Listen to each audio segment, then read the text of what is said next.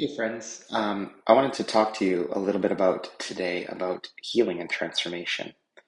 And one of the first things that is to be considered is that we have reflex judgments, especially if we're in chronic pain or anxiety or things like that. The knee-jerk judgment that we generally have is that we're weak.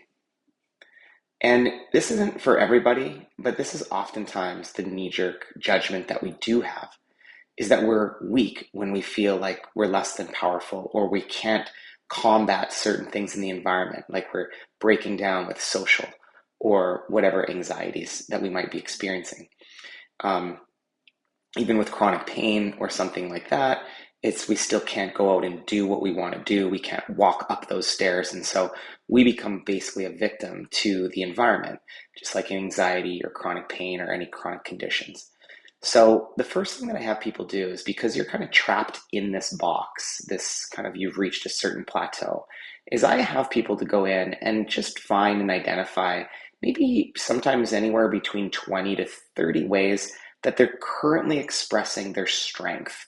Where are you currently strong? Because the biases are very, very large when it comes to chronic conditions. And I find that it's important that to at least appreciate yourself that you're not all weak and no strong. It's important to know that, hey, parts of you are weak, but also parts of you are strong. And so this is the first strategy that we do.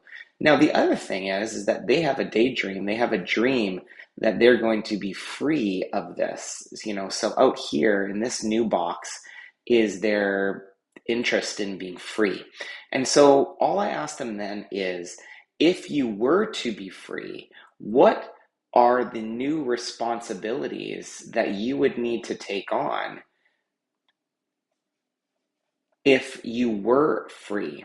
Because the system might consider, oh, geez, I have these future challenges, or people would ask me to do these things, or if I was free of all this distress, I would be called to do more in my life, or I wouldn't be able to say no. There's lots of different reasons or downsides, or what we could call negatives to having freedom from the situation or condition that you're in.